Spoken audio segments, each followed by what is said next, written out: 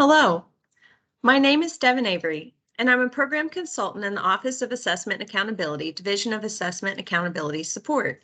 Today I'm going to discuss Quality of School Climate and Safety Accountability Indicator. Quality of School Climate and Safety is one of 6 state indicators in the accountability system.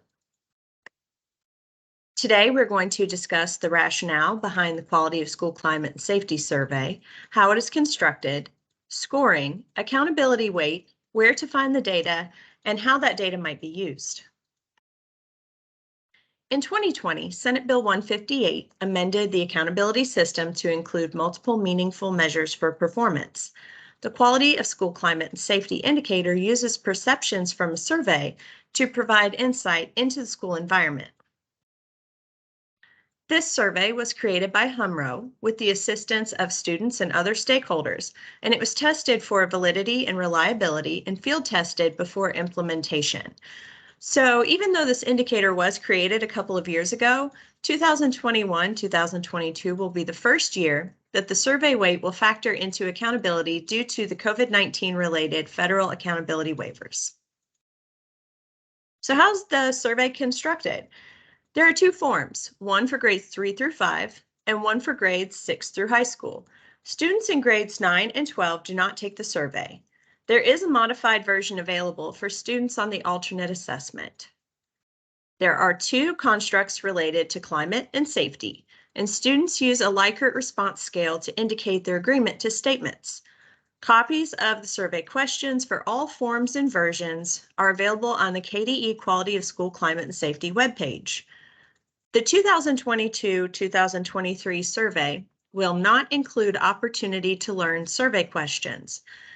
It should be also noted that only students who have the reader accommodation may have this survey read aloud to them via text-to-speech or human reader. Here's how the student responses are scored. They are assigned scores of 0.00 for strongly disagree, 33.33 for disagree, 66.66 for agree, and 100.00 for strongly agree. They're averaged for each question to get a question score. The questions are then categorized into either climate or safety, and those scores are averaged into an index. So as mentioned in the last slide, these 2 constructs that go into the overall score are the safety construct score and the climate construct score. The average student scores for questions associated with safety are averaged again to create one safety construct score. The average student scores for questions associated with climate are averaged again to create one climate construct score. Then together, those averages are averaged to yield the overall climate and safety score. So the overall accountability score is generated by combining indicator scores by their percentage of weight. At the elementary, middle, and high school level, the Quality of School Climate and Safety Indicator is given a 4% weight. If for some reason a school does not have scores in a category such as English learner progress, that percentage is proportionally redistributed among the other indicators. So the Quality of School Climate and Safety Indicator would hold a little more weight than 4%. A common misconception is that this survey is for participation only. If students just take the survey, the school automatically gets their 4%. However, survey responses matter. Positively affiliated scores generate a higher score for this indicator, and negatively affiliated scores will generate a lower score for this indicator. The scores then calculate into that 4% weight toward the overall performance rating. Quality of school climate and safety data can be found in the school report card, which is released publicly every fall. Data from the 2021-22 survey are found under the School Accountability header.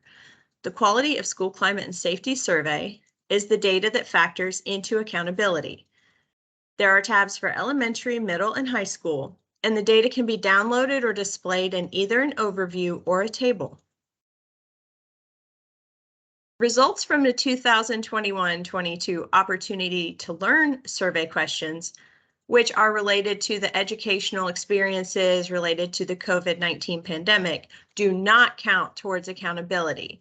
And those survey responses and data can be found under the Educational Opportunity tab. Student data for the Opportunity to Learn survey questions track back to the school where the student took the survey. Student data for the Quality of School Climate and Safety survey questions track to the School of Accountability. And that's why those are under the accountability header. Again, the Opportunity to Learn survey will not be included in the 2022-23 administration unless educational circumstances change and affect areas of access to tools that support instruction, access to instruction, or instructional experience. When looking at the data display, there are two options for each question on the survey. The first is an overview figure, which shows student responses in a qualitative palette where each response is given a specific color and the response percentage is graphed in a bar. This will help quickly visualize trends. In the table display, data is shown in percentages as they relate to the nominal variables or the categories of students. Next steps. How can schools use this data? The Quality of School Climate and Safety scores, survey scores, weigh into accountability, but the data provided from these survey responses can also be a valuable tool for districts and schools. This data, which correlates to student perception of school and learning environment, can help a school or district identify areas of needed growth or to implement school climate interventions. Maslow's hierarchy of needs has safety as the second priority of the base. If your students don't feel safe, accepted, or included, it's more difficult for them to learn. So much like the way that schools use academic data to plan interventions and next steps, data from this Quality of School Climate and Safety survey can be used to create a more supportive learning environment. This concludes the Quality of School Climate and Safety portion of the state accountability trainings. If you have any questions, please feel free to contact us at 502-564-4394 or email us at dacinfo@education.ky.gov. Again, my name is Devin Avery, and I would like to thank you for your time and attention. Have a great year.